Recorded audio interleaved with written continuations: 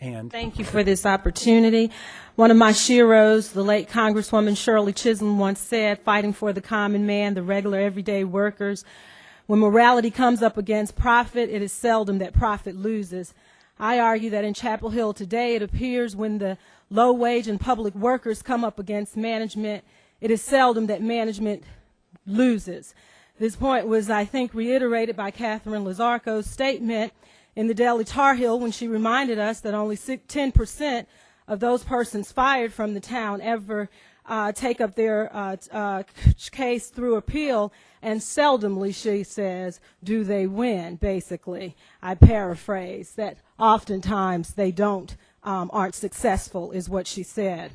As Mr. Clyde Clark and Mr. Kerry Bigelow cases continue to play out in the media and public eye, it is neither shocking nor unexpected that Mr. Lance Norris and other members of management, armed with questionable information by CAI, whose company profits from teaching municipal agencies and municipalities how to deter workers from organizing around workers' rights, would attempt to disparage Mr. Clark and Mr. Bigelow's character and criticize their work performance.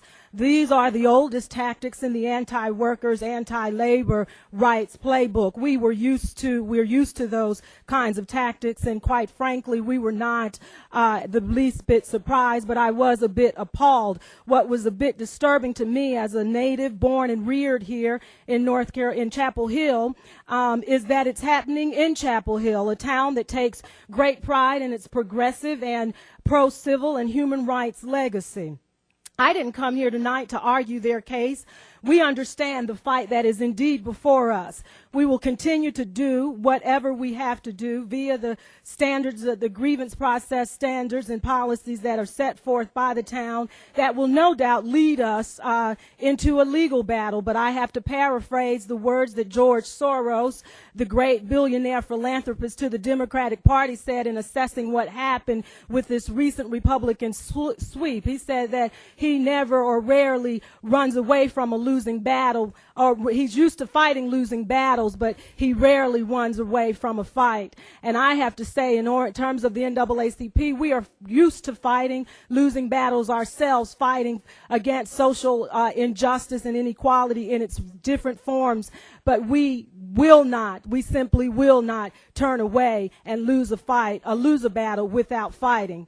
And furthermore, it is the belief that the NAACP, along with our partners, including the Chapel Hill Carrboro Interdenominational Ministerial Alliance, WILF, the AFL-CIO, and UE 150, we believe that Mr. Clark and Mr. Bigelow's case is evidence of a larger, more systemic issue of unjust treatment and retaliation towards our public workers that have been tolerated and allowed to go unsanctioned for quite some time. The question, as in other example cases that we brought before you, dealing with Chapel Hill's policy and the way folk are treated, whether it's public housing or the police, is who is holding certain members of the town's management for documented actions of worker intimidation, cronyism, inhumane treatment, forcing workers to go extended periods without breaks, or worse, silently endorsing, turning a blind eye, or minimizing the pernicious effects of racism. Who's holding those folk accountable? And I agree with what has already been said. They deserve due process. They deserve those folks who are coming forward and complaining now all of a sudden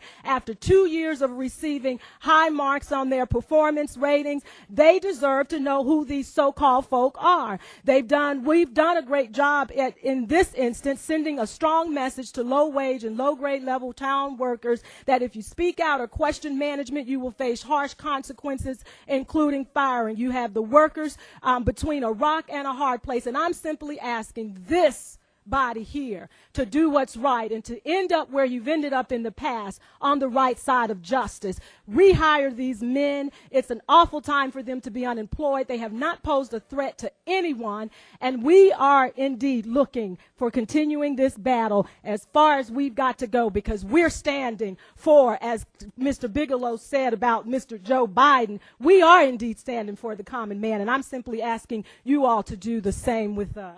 Thank you, Ms. Love.